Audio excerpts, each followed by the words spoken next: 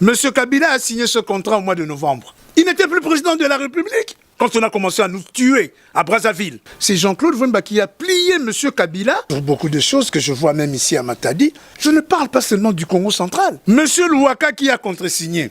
Mais c'était un ministre démissionnaire.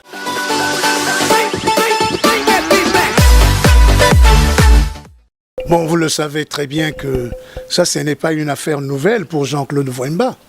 Souvenez-vous, il y a 10 ans, c'est Jean-Claude Wemba qui a plié M. Kabila, président de la République, et M.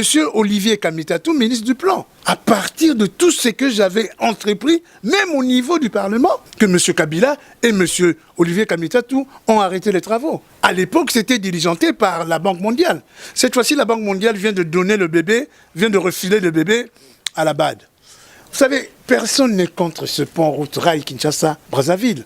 Le problème en ce qui concerne le Congo, je ne parle pas seulement du Congo central, du Congo. Comment voulez-vous, n'ayant pas encore le port en eau profonde de Banana, vous voulez commencer les constructions du pont route rail qui peut faire 3, 4, 5 mois, et dès lors, les ports de Boma, de Matadi ne fonctionnera plus parce qu'il n'y aura aucun transitaire qui accepterait que leurs marchandises soient descendues à Pointe-Noire et entrer dans des petits navires pour venir à Boma ou à Mwanda. Donc tout s'arrêterait par là.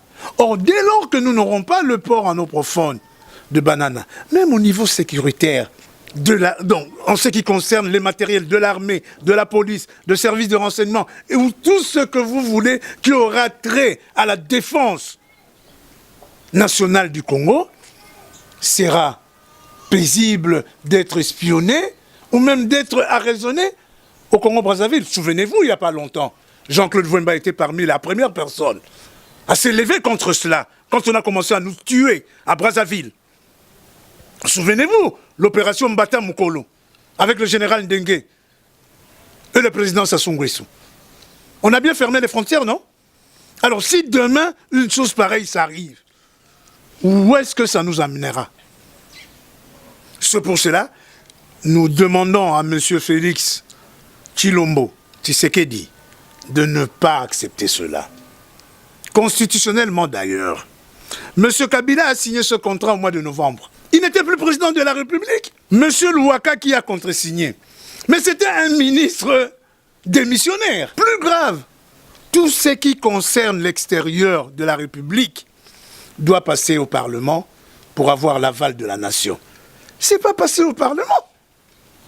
Comment voulez-vous qu'on puisse dire au mois d'août, la construction va commencer? L'Assemblée nationale ne s'est même pas réunie. À l'époque, j'étais député national. Je n'ai pas été consulté, on ne les a pas vus. Non, moi je crois que c'est une grosse plaisanterie à l'heure actuelle que M. Kabila et ses amis ont voulu piéger le prochain président de la République. Cette affaire ne se fera pas tant que nous n'avons pas le pont en eau profonde de Banana. Plus grave, nos hôtels, nos commerces et tout ce que nous avons ici dans le Congo central va s'étioler. Mais est-ce que la plupart de tous ces grands notables de l'Équateur, du Bandundu, du Kasaï, du Katanga, le saluent? Tout simplement pourquoi? Parce qu'ils savent très bien que le port en eau profonde de Banana sera mieux en ce qui concerne le Congo. À l'heure actuelle, ce pont route rail ne bénéficiera qu'au Congo-Brazzaville.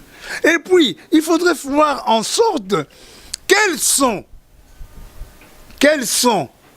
les origines fiscales entre du Congo-Brazzaville qui représente la France et du Congo-Kinshasa qui représente le trésor public de l'ex-métropole belge. Nous ne sommes pas déjà pareils. Parce que ce soit au Congo, que ce soit au Congo-Brazzaville, que ce soit au Congo-Kinshasa, personne ne respecte la loi sur l'OHADA. Donc moi je crois que à ces rythmes de la barbarie qui est entre le Congo-Brazzaville avec les opérations Tutti Country, il vaut mieux que nous-mêmes, nous puissions avoir le nôtre. Parce que, un peu d'histoire, le roi Léopold II a laissé le Cabinda aux Portugais. Pourquoi? Parce que le Portugais voulait s'en servir de l'embouchure à l'océan, là où on doit poser le port en eau profonde de Banana. Et non celui que M. Kabila nous a demandé d'accepter, le quai des forces navales. C'est ça qu'on parle de port en eau profonde dans le projet de Dubaï. Le quai des forces navales qui veulent déguerpir à l'armée sans passer par l'Assemblée nationale. On aura tout vu dans ce pays.